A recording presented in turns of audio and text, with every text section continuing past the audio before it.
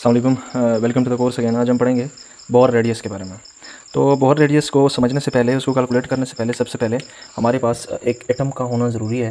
देखिए, एटम के सेंटर में आप लोगों के पास न्यूक्लियस मौजूद है और न्यूक्लियस के राउंड अबाउट हमारे पास कौन जो है वो रिवॉल्व कर रहा है, हमारा इलेक्ट्रॉन जो है वो क्या कर रहा है, रिवॉल्व कर रहा है।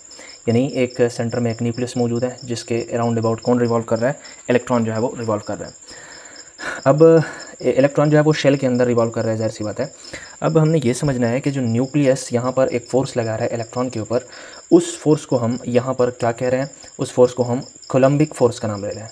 क्या नाम दे रहे हैं? Coulombic force.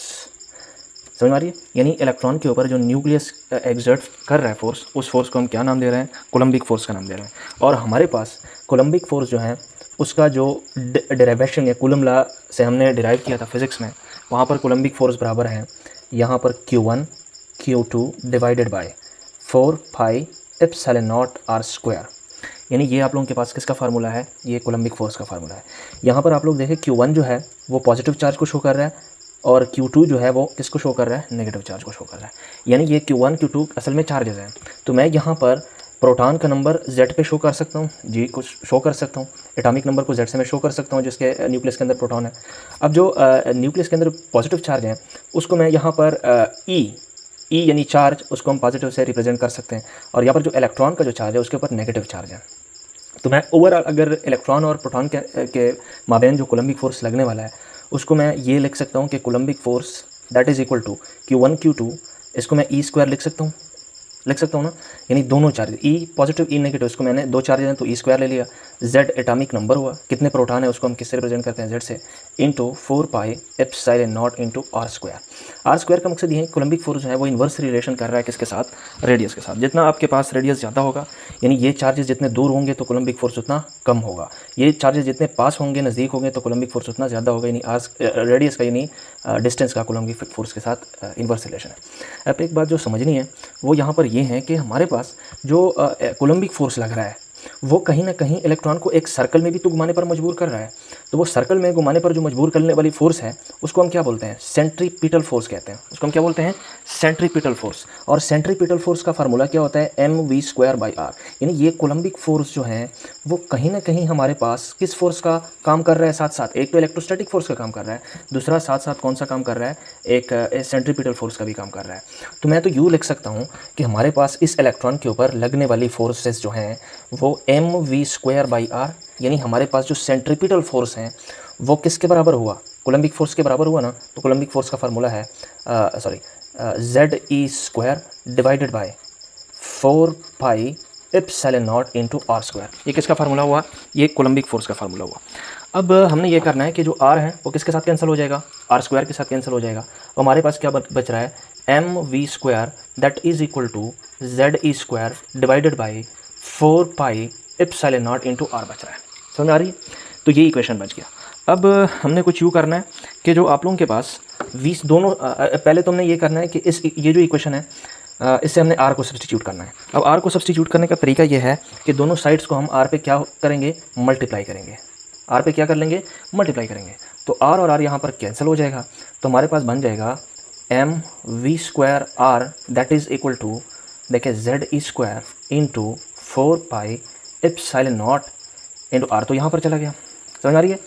अब v² को हमने नीचे भेजना है तो दोनों साइड, यानी इस इक्वेशन के दोनों साइड को हम इस पे डिवाइड करेंगे, यानी divide both side by mv²। तो आर तब सब्स्टिट्यूट होगा ना। तो इस साइड को भी और इस साइड को भी किस पे डिवाइड करेंगे? v² पे, mv² पे डिवाइड करेंगे। अब देखिए, ये मैं ग्रीन mv² पे डिवाइड कर रहा हूँ, इसको भी mv² पे डिवाइड कर रहा हूँ। समझ आ रही है बात? अब यूँ करेंगे कि जो mv² है वो mv² के साथ कट जाएगा, लास्ट इक्वेशन बच जाएगा r is equal to that is ZE² into 4 pi epsilon naught into mv²। This is important, this equation is very important. अब ये एक इक्वेशन तो हमारे पास, देखिए, mv² हमारे पास बच गया। ये एक इक्वेशन तो हमारे पास आ गया। इसको मैं इक्वेशन नंबर 1 का नाम दे रहा हूँ।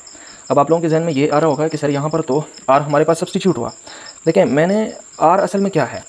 रेडियस जो है वो न्यूक्लियस और वैलेंस शेल के दरमियान जो डिस्टेंस है, यानी ये एक हाइड्रोजन एटम है जिसका एक ही शेल है, तो यहाँ न्यूक्लियस और वैलेंस शेल के दरमियान जो डिस्टेंस है उसको मैं किससे रिप्रेजेंट कर रहा हूँ? आर से। तो कहीं ना कहीं आर और एन का रिलेशन है ना। तो शेल नंबर फर्स्ट है तो n इज इक्वल टू 1, तो आर और एन के दरमियान हमने क्या देखना है? हमने रिलेशन देखना है। तो समझने वाली बात यह है कि हमारे पास इस इक्वेशन के अंदर कोई नंबर ऑफ शेल मौजूद नहीं है, तो यहाँ से हम डायरेक्टली आर को सब्सटीट्यूट नहीं कर सकते, क्योंकि हमारे पास इस इक्वेशन के अंदर देखिए आर तो सब्सटीट्यूट हुआ, लेकिन हमारे पास इस इक्वेशन के अंदर शेल की वैल्यू मौजूद नहीं है। तो हमने शेल को कहीं ना कहीं से ढूंढना होगा। हमने एक इक्वेशन पढ़ा था, अगर आप लोगों को याद हो, हमने इक्वेशन पढ़ा था हमने पढ़ा था mvr that is equal to nh divided by 2 pi. ये आया था बोहर का जो एंगुलर मोमेंटम क्वांटाइजेशन से हमारे पास ये इक्वेशन आ गई थी। तो देखें यहाँ से मैं v को सब्सटीट्यूट करने लगा हूँ। तो इस इक्वेशन से अगर मैं v को सब्सटीट्यूट करना चाहूँ तो दोनों साइड को mv पे डिवाइड कर दूंगा, यानी दोनों साइड को मैं किस पे डिवाइड कर दूंगा, सॉरी mr, v को सब्सटीट्यूट करूँगा तो mr पे दोनों साइड जो है वो डिवाइड हो जाएगा। तो जब इस इक्वेशन का दोनों साइड mr पे डिवाइड हो जाएगा तो हमारे पास बच जाएगा mer that is equal to, ये भी इस साइड को भी mr पे डिवाइड कर लेते हैं, and that is equal to nh divided by 2 pi into mr। समझ में आ गई? तो क्या हो जाएगा, ये m s m के साथ कट जाएगा और r r के साथ कट जाएगा, तो हमारे पास इक्वेशन कुछ यूँ बच जाएगा आप लोगों के पास।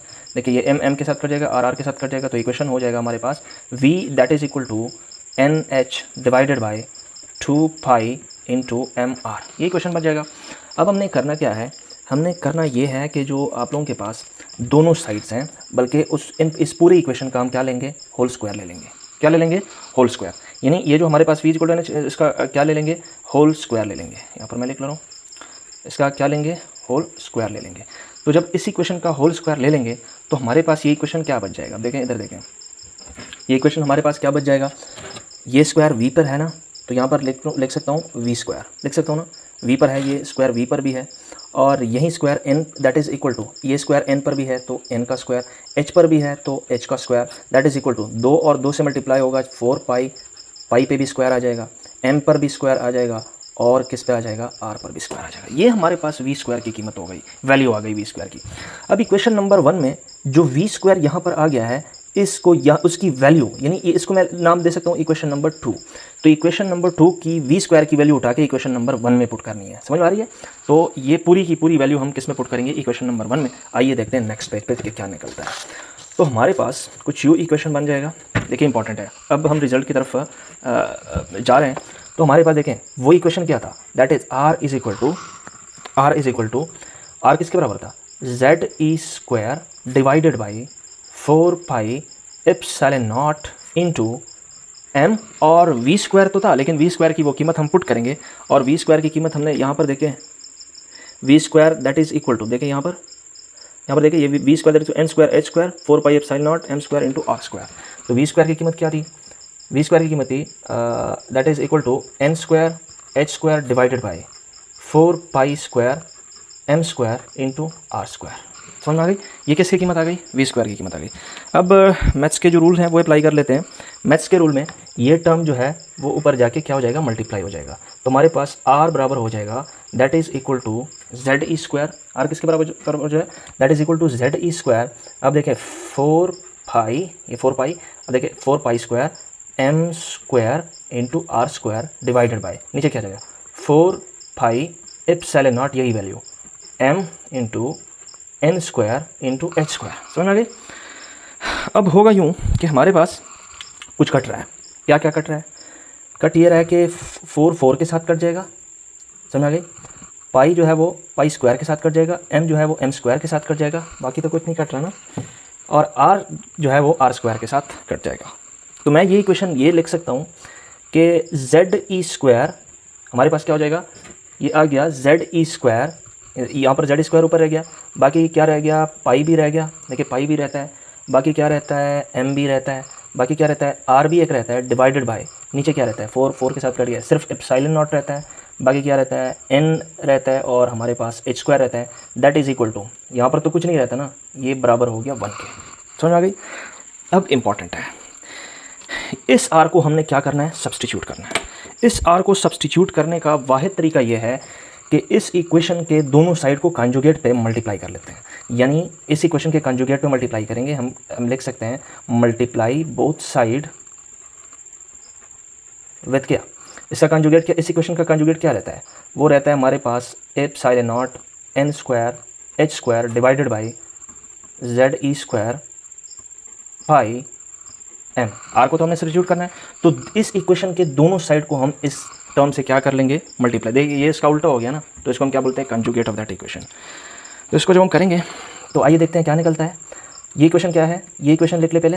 ये इक्वेशन है Z square pi M R divided by epsilon naught N square H square that is equal to 1। अब दोनों साइड को इस टर्म से मल्टीप्लाई करेंगे।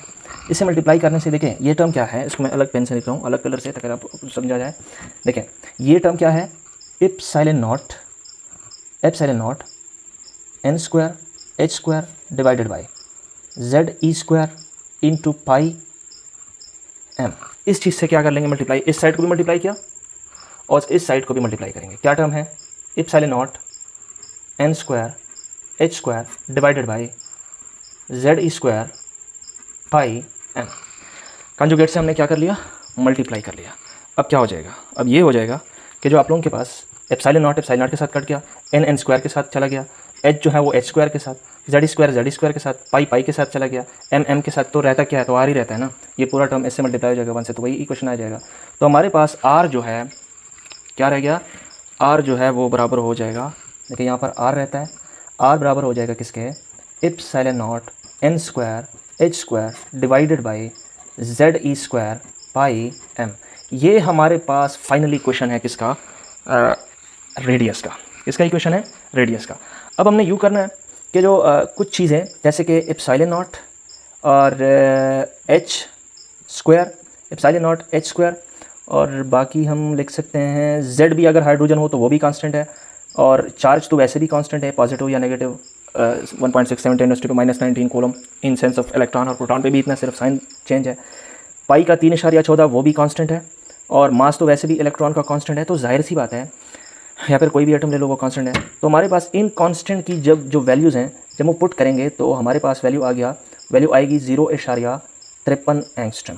ठीक है, यानी ये वैल्यू किस में आएगी, 0.53 एंगस्ट्रम। वेरिएबल क्या है, नंबर ऑफ शेल, हमने नंबर ऑफ शेल का निकालना होगा ना, तो नंबर ऑफ शेल जो है वो क्या हो जाएंगे, वेरिएबल रह जाएंगे। तो हमारे पास जो फाइनल कहीं ना कहीं पे प्रोडक्ट आ गया वो हमारे पास ये आ गया कि जो आर है वो बराबर है किसके, 0.53 इंटू एन स्क्वायर, और वैल्यू किस यूनिट में आएगी, एंगस्ट्रम। समझ में आ रही है। अब कुछ मैं प्रैक्टिस कर लेता हूँ यहाँ पर। देखिए फॉर एग्जांपल हमारे पास, देखिए ये आप लोगों के पास न्यूक्लियस है, ये फर्स्ट शेल है, ये सेकंड शेल है, और ये क्या है, थर्ड शेल है। तो यहाँ पर n की वैल्यू 1 होगी, और यहाँ पर n की वैल्यू 2 होगी, और यहाँ पर n की वैल्यू 3 होगी। समझ में आ रही है बात। तो मैं न्यूक्लियस और फर्स्ट शेल के दरमियान जो जब डिस्टेंस काउंट करूँगा, ये नंबर ऑफ शेल को ज़ाहिर कर रहा है n, तो मैं लिखूँगा R1 that is equal to 0.53 into 1 का स्क्वायर। n की जगह में 1 पुट करूँगा तो 1 का स्क्वायर, तो यहाँ पर तो हमारे पास वही वैल्यू आएगी ना, 0.53 एंगस्ट्रम। यानी यहाँ से जो यहाँ पर डिस्टेंस है ये कितना है, 0.53 एंगस्ट्रम के बराबर है ये डिस्टेंस। R2 को अगर मैं कैलकुलेट करूँगा, यानी यहाँ से लेकर यहाँ तक का डिस्टेंस, सेकंड शेल तक का डिस्टेंस, तो R2 कितना निकल के आएगा, 0.53 इंटू 2 की पावर 2। 4 को जब हम इससे मल्टीप्लाई करेंगे तो हमारे पास कितनी वैल्यू आएगी, तकरीबन 2.12 एंगस्ट्रॉम वैल्यू आएगी। तो यहाँ पर कितना डिस्टेंस है सेकंड शेल और न्यूक्लियस के दरमियान, 2.12 एंगस्ट्रॉम। इसी तरह 3 को भी इसी तरह कर लेंगे, सिर्फ आप लोगों ने शेल की जो वैल्यू है वो सब्स्टिट्यूट करना होगी, तो यूँ आप लोगों के पास रेडियस निकल के आएगा। आई होप आप लोगों को समझ आ गया होगा। Thank you for watching.